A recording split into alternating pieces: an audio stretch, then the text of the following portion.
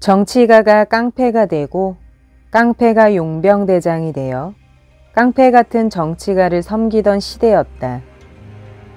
정통과 사이비를 구별할 수 없는 혼란이 펼쳐지고 있었으니 그 시대의 가쁜 호흡을 따라 숨쉬던 마키아벨리의 글이 혼란스러운 것은 당연한 일이다. 당대의 혼돈과 그에 대한 마키아벨리의 대응이었던 일관성 부재야말로 그를 최초의 근대 사상가로 만들기에 충분한 배경이 되었다. 다양성을 존중하고 획일적인 법칙보다는 개별적인 특수성을 더 강조하는 근대적 사유의 첫걸음을 그가 내딘 것이다. 군주로는 통째로 읽는 책이 아니다. 각 장을 분절해서 하나씩 천천히 읽기를 추천한다. 순서는 상관이 없다. 다만 느린 속도로 문장 하나하나를 곱씹어 읽어야 한다. 현대 철학의 시조라고 할 수 있는 프리드리히 니체가 자신의 책을 읽는 방식을 권한 바 있는데 그와 같은 방식으로 군주론을 읽기를 권한다.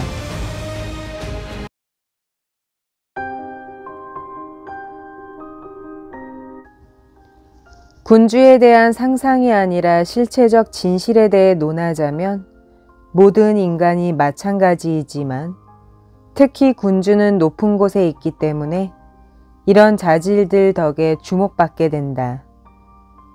군주가 다른 사람의 입에 오르내리며 칭송받거나 비난받는 것은 실로 당연한 일이다. 누구는 관대하고 누구는 인색하다는 평을 듣는다. 나는 지금 여기서 인색하다라는 토스카나 방언을 사용했다. 탐욕스럽다라는 말은 사용하지 않았는데 우리말에서 강도질을 하여 무엇인가를 갖고 싶어하는 자를 뜻하기도 하다. 따라서 위 문장에서 인색하다는 것은 자신의 소유를 지나치게 아끼는 자를 지칭하는 말이다. 누구는 기부자로 누구는 약탈자로 평가받고 누구는 잔인하고 누구는 인정이 많다고 누구는 신의를 저버리고 누구는 신의가 두텁다고 누구는 여성스럽고 무기력한데 누구는 맹렬하고 기백 있다고 누구는 인간적이고 누구는 건방지다고 누구는 음탕하고 누구는 정숙하다고 누구는 정직하고 누구는 교활하다고 누구는 완강하고 누구는 순하다고 누구는 진중하고 누구는 가볍다고 누구는 독실하고 누구는 믿음이 없다는 등으로 평가를 받는다. 그리고 만약 위에 언급된 자질들 가운데 좋은 것으로 여겨지는 자질을 한 명의 군주가 모두 갖고 있다면 이는 매우 칭송받아 마땅한 일임을 모두가 인정하리라고 믿는다.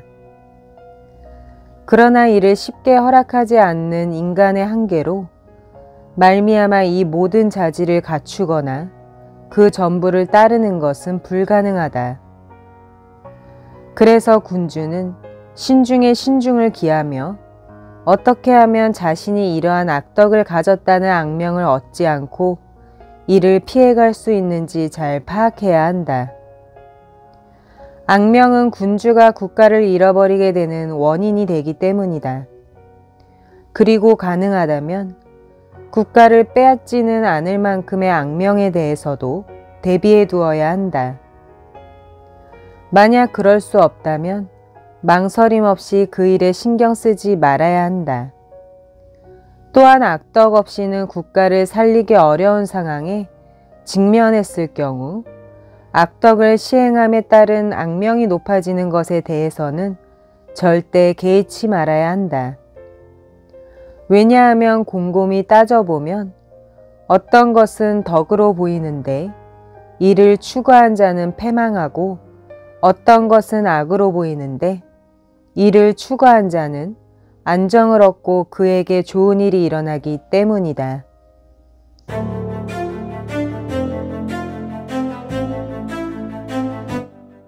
군주가 스스로 해를 입지 않으면서 관대함의 덕스러움을 효과적으로 사용한다는 것은 불가하다.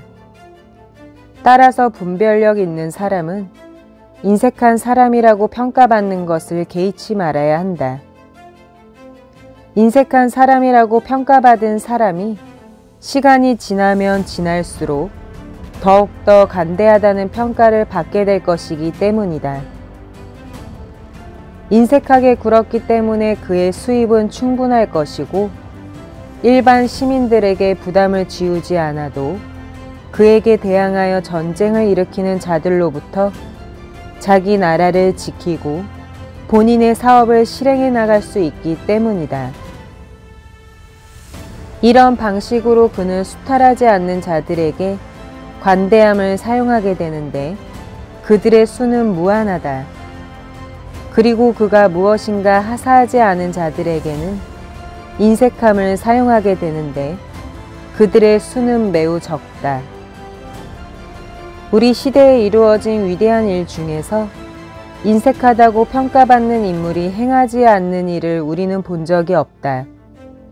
다른 사람들은 모두 사라지고 말았다. 율리우스 2세는 교황직을 얻기 위해 간대한 자로서의 명성을 10분 활용했다. 그러나 나중에 전쟁을 치르려고 할 때는 이런 간대하다는 명성을 유지하려는 생각을 하지 않았다.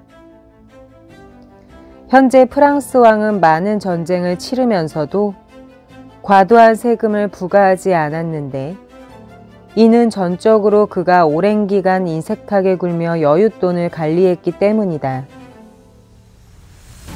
현재 스페인 왕이 만약 간대했다면 그 많은 원정에 나서고 원정에서 승리하지도 못했을 것이다. 따라서 군주는 식민들을 강탈하지 않기 위해서, 자신을 방어하기 위해서, 빈곤에 처하고 경멸받지 않기 위해서, 탐욕스러워지지 않기 위해서 인색한 자로서 이름을 날리는 것을 개의치 말아야 한다. 왜냐하면 인색함이란 군주가 식민을 지배할 수 있게 해주는 악덕 가운데 하나이기 때문이다. 만약 누군가가 카이사르는 간대함으로 제국을 세울 수 있었고 다른 수많은 자도 관대하다고 평가받았기 때문에 위대한 지위에 올랐다고 말한다면 나는 이렇게 대답하겠다. 당신은 이미 군주이거나 군주의 자리를 획득하기 위한 과정에 있을 텐데 전자의 경우 관대함은 해가 되고 후자의 경우에는 간대하다고 평가받는 것이 반드시 필요하다고 말이다. 카이사르는 로마에서 군주 지위에 오르려고 했던 자다. 그가 만약 암살당하지 않고 살아서 그 자리에 도달했는데 지출을 절제하지 않았다면 제국을 멸망시키고 말았을 것이다.